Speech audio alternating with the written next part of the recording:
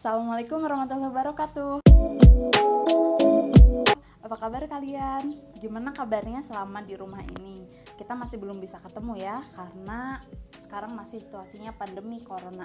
Meskipun alhamdulillah corona sudah melandai, dan semoga kita segera bisa untuk bertatap muka ya, bertemu dengan guru-guru dan murid-murid di sekolah. Hai semuanya, perjumpaan kita kali ini akan mengenai journaling art. Hai warga SMP 44, are you ready? Rajin, empati, adil, disiplin, dan yakin. Perjumpaan kita kali ini akan membahas mengenai journaling art. Apa sih journaling art dan alasan-alasan kenapa kita harus mempelajari mengenai journaling art, dan kenapa ibu memberikan kepada kalian materi mengenai journaling art ini. Nah sebelumnya, kalian kan murid SMP ya, kalian tuh kebanyakannya masih SMP kelas 7. Nah untuk kalian siswa SMP kelas 7, kalian itu peralihan dari SD dulunya, sekarang sudah beralih ke SMP. Nah dan kalian sekarang ada di SMP 44 Kota Bandung. Ketika peralihan dari SD ke SMP itu pasti banyak yang berubah dari diri kalian, termasuk juga dari pelajaran-pelajaran yang ada di SMP-nya. Kalau dulu ketika di SD kalian belajarnya itu satu guru itu banyak pelajaran, dan bahkan kalian tuh tematik belajarnya. Kalau di SMP itu satu guru satu mata pelajaran dan fokus gitu, dan berbeda gitu per harinya. Itu mata pelajarannya ada sekitar 11 sampai 12 mata pelajaran untuk kalian kan. Di dalam pelajaran-pelajaran yang kalian nanti harus ikuti, yang sudah kalian ikuti selama beberapa bulan kemarin, rasanya gimana sih? Apakah rame? Apakah seru? Nah, biasanya tugas yang pokok yang utama yang harus kalian lakukan itu adalah merangkum, betul nggak?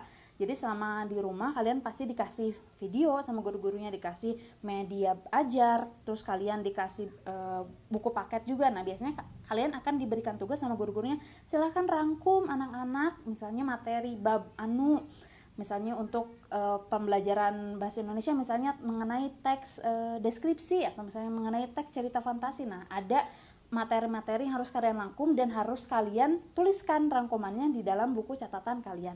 Nah agar buku catatan kalian itu rapi, bagus, dan menarik, nah caranya adalah salah satunya dengan membuat journaling art. Jadi catatan kalian itu tidak hanya ditulis secara biasa, tetapi dibuat mempunyai nilai seninya gitu. Nah selain itu, karena kita masih corona juga, jadi kalian harus di rumah. Nah journaling art ini bisa membuat kalian menambah semangat kalian dalam belajar. Jadi kalian gak bosan, dan kalian tuh ketika menulis catatan itu lebih semangat. Terus kenapa sih Bu kok tulisan itu diperlukan? Nah tulisan, bahasa tulis itu salah satu, ketika kalian bisa menulis dengan tangan kalian terus itu rapi, nah itu merupakan salah satu kemampuan berkomunikasi di dalam bahasa. Jadi salah satu kemampuan berbahasa. Jadi ketika tulisan kalian itu bagus, sebetulnya standarnya bukan bagus ya, tetapi bisa terbaca oleh orang lain.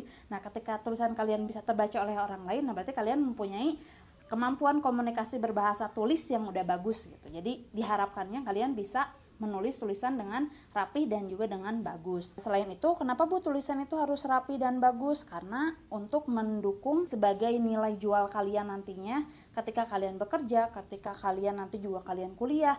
Nah ketika nanti ada yang meminta kalian untuk menuliskan pakai tulisan tangan, kalian tuh bagus gitu, tulisan tangannya bisa terbaca oleh orang lain. Terutama meskipun kalau ada yang bilang bukan sekarang sudah zamannya digital dong gitu, udah nggak usah pakai tulisan tangan, kita tinggal ketik. Nah tapi tetap sekarang itu orang-orang juga masih menggunakan tulisan tangan gitu. Contohnya adalah font-font yang kalian yang ada itu, dan sekarang juga yang sudah lagi booming tuh yang jenis-jenis tulisannya itu.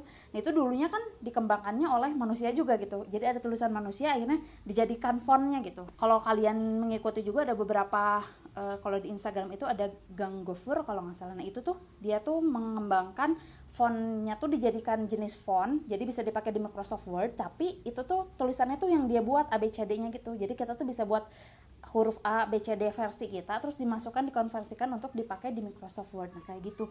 Jadi jangan hanya berpikiran kalau yang digital tuh ya udah aja langsung di digitalnya gitu, nggak usah kita buat. Tapi sebetulnya kita bisa kok kita membuat, terus nanti kita akhirnya digitalisasi tulisan kita gitu. Dan tulisan kalian kenapa harus rapi? Karena itu salah satu kemampuan berbahasa ya. Jadi usahakan harus rapi. Nah ada kemampuan yang harus kalian miliki di saat seperti ini, di saat pandemi dan di keadaan abad 21, yaitu kemampuan abad 21, kemampuan siswa di abad 21.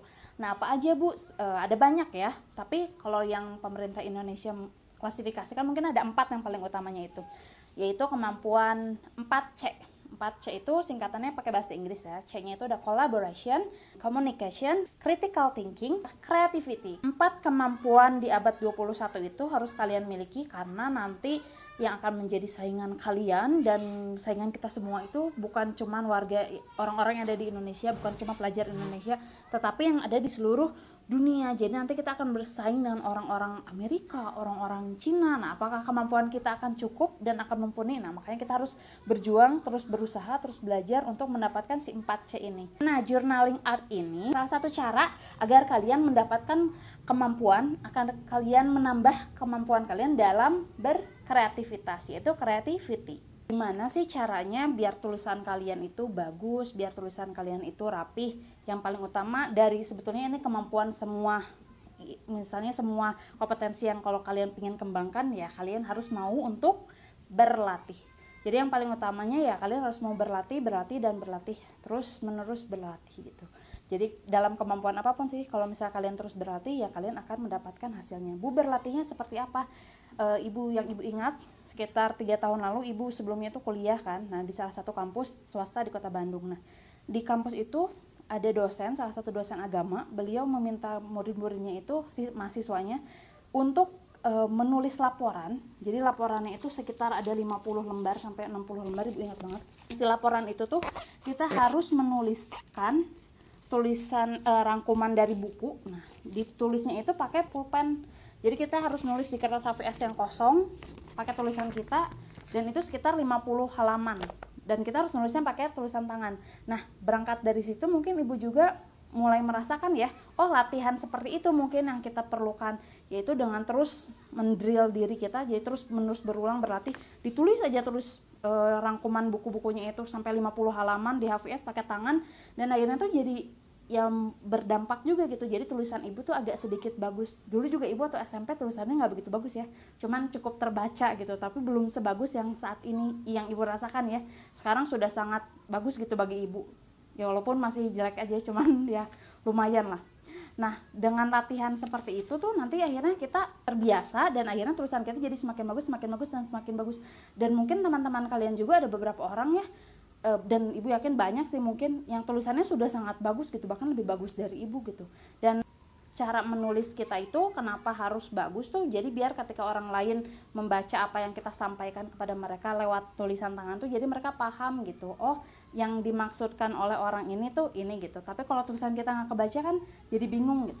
Nah jadi kenapa tulisan kita harus bagus ya. Terus selain latihan terus menerus kayak gitu, jadi misalnya kalau kalian dikasih tugas oleh guru-guru, nah jangan mengeluh tapi berusaha terus, semangat terus misalnya disuruh ngerangkum pakai tulisan, nulis gitu ya sebanyak mungkin. Nah itu jadikan latihan gitu, tugas-tugas itu jadikan latihan dan jadikan semangat untuk diri kalian untuk terus belajar. Setelah tadi cara yang pertama itu kalian harus sering-sering merangkum dan menuliskannya di dalam bukunya.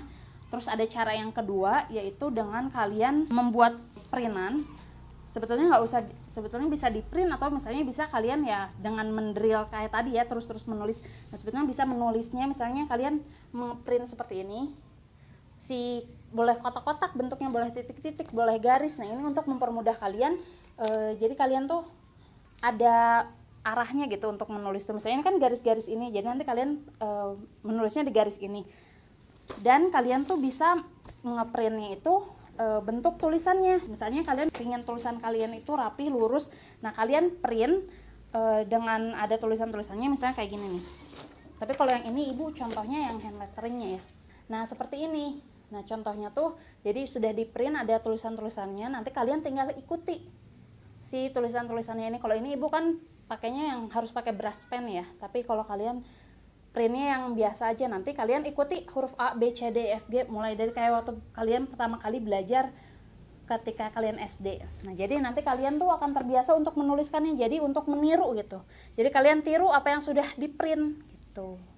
Kalian juga boleh minta ke ibu, kalau misalnya mau, bu aku pengen minta file buat tulisannya gitu, nanti ibu kirimkan ke kalian gitu.